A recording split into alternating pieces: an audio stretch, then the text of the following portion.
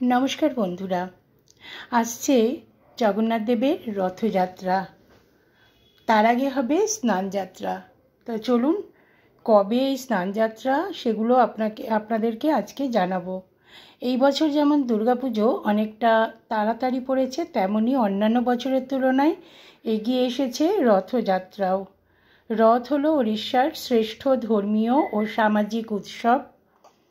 আমাদের রাজ্যেও রথ নিয়ে সাধারণ মানুষের মধ্যেও কিন্তু যথেষ্ট আগ্রহ উদ্দীপনা থাকে। আষাঢ় মাসে শুক্লপক্ষের দ্বিতীয়া তিথিতে হয় রথযাত্রা, আর আষাঢ় শুক্লা দশমীতে হয় উল্টো রথ বা ফিরতি রথ।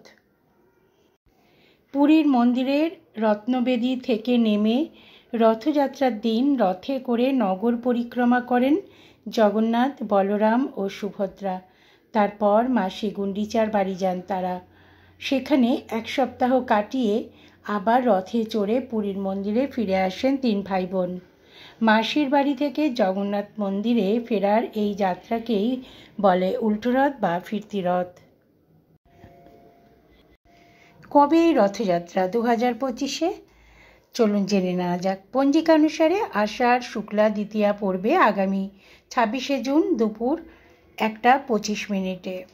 দ্বিতীয়া থাকবে পরের দিন অর্থাৎ 27শে জুন সকাল 11:19 পর্যন্ত। সেই কারণে উদয়াতিথি অনুসারে 27 তারিখে বেরোবে জগন্নাথ, বলরাম আর সুভদ্রার রথ। আগামী 5ই জুলাই পালিত হবে উল্টো রথ। জগন্নাথদেবের স্নানযাত্রা সম্পর্কে জেনে নিই। রথযাত্রার দিন 15 দিন আগে, রথযাত্রার যেদিন হয় সেদিনের থেকে 15 দিন আগে পালিত হয় জগন্নাথদেবের স্নানযাত্রা। উড়িষ্যাবাসীর কাছে এটি অত্যন্ত গুরুত্বপূর্ণ ধর্মীয় উৎসব। মনে করা হয় জ্যৈষ্ঠ মাসের প্রচণ্ড গরমে শান্তি পেতে জগন্নাথ, বলরাম এবং সুভদ্রাকে 108 কলসি জল ঢেলে স্নান করানো হয়। জ্যৈষ্ঠ পূর্ণিমা তিথিতে পালিত হয় স্নানযাত্রা।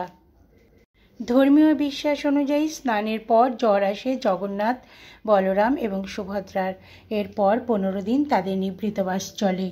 এই বছর স্নানযাত্রা পালিত হবে আগামী 11ই জুন। এটিকে কিন্তু দেবস্নান পূর্ণিমা বলা হয়ে থাকে, কারণ এই দেবস্নান পূর্ণিমা তিথিতেই পালিত হয় মহাপ্রভু জগন্নাথ দেবের স্নানের উৎসব অর্থাৎ স্নানযাত্রা। এই দিন হল শ্রী শ্রী জগন্নাথ দেবের জন্মতিথি। স্নান পর্বের পর তাদের গজবেশে সাজানো হয়।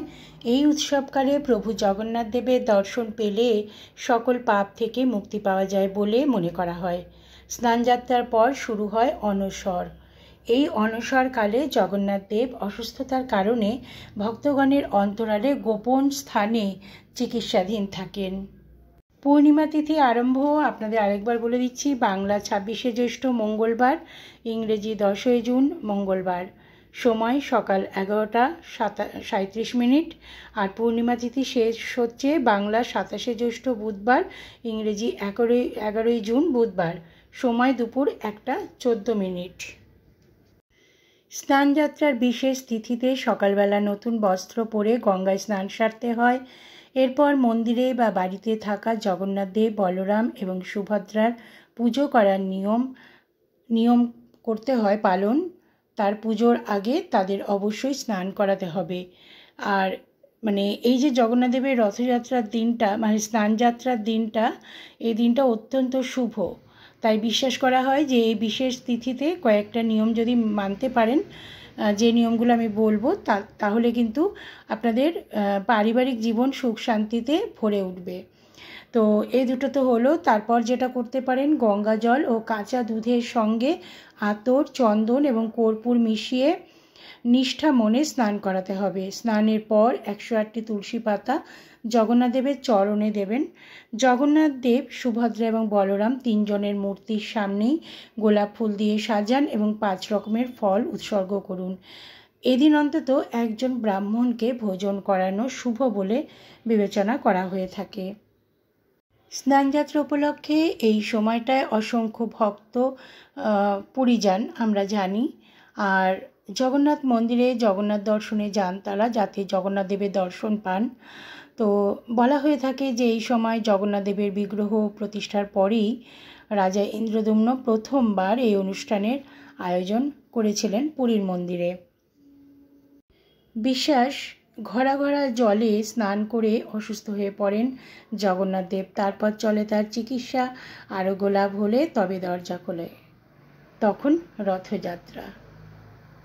এই স্নানযাত্রায় কিন্তু শুভ যোগ আছে। এই শুভ যোগে বলা হয়, এই পরম শুভ যোগে টাকা উপচে পড়বে এই রাশির জাতকদের ঘরে জগন্নাথের কৃপায়। পিছনে ফিরে তাদের তাকাতে হবে না, কারণ এই দিনটা বিশেষ দিন। তো এই দিনে হঠাৎ অর্থ লাভ, আগের যে বিনিয়োগ থেকেও ভালো, যদি টাকা পয়সা বিনিয়োগ করে থাকেন সেখান থেকেও রিটার্ন পেতে পারেন। কর্মভাগ্যও ভালো হবে এবং দ্রুত সাফল্য আসবে, মেষ রাশির ক্ষেত্রে বলছি। আর বৃষ রাশির ক্ষেত্রেও পরিবারের জমি বা সম্পত্তি সংক্রান্ত কাজ সফল হবে, টাকা আসতে থাকবে হাতে, বেকারদের চাকরির সম্ভাবনা রয়েছে, এমনকি বিদেশেও কাজের সুযোগ আসতে পারে, মনে শান্তি আসবে, সংসারে সমৃদ্ধি আসবে। কন্যা রাশির ক্ষেত্রে ঋণ মুক্তি ও ব্যয় সংকোচ দুইই ঘটবে, ফলে টাকার বাজে খরচ হবে না। কর্মের দুনিয়ায় নতুন খবর আসবে, কর্মসূত্রে আয় বৃদ্ধিও ঘটবে। বৃশ্চিক রাশির ক্ষেত্রে কারো কাছে জমা টাকা ফেরত পাবেন, হারানো জিনিসও ফিরে পেতে পারেন, ব্যবসায় পার্টনারশিপে এগুলে উপকৃত হবেন।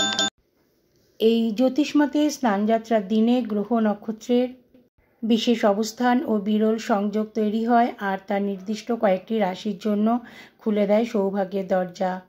তো এবছর স্নানযাত্রা তিথি পড়েছে, আপনাদের বলেই দিয়েছি 10 এবং 11ই জুন, তবে সূর্যোদয়ের তিথি হিসাবে 11ই জুন পালিত হবে স্নানযাত্রার অনুষ্ঠান। তো যাই হোক বন্ধুরা, এই দিনটা সবাই পালন করবেন, যে যেমনভাবে পারবেন জগন্নাথ দেবের পুজো দেবেন, আর এই দিন অবশ্যই নিরামিষ ভোজন করবেন, আর ঈশ্বরকেও তাই দেবেন খাবার নিরামিষ। সবাই ভালো থাকবেন, সুস্থ থাকবেন।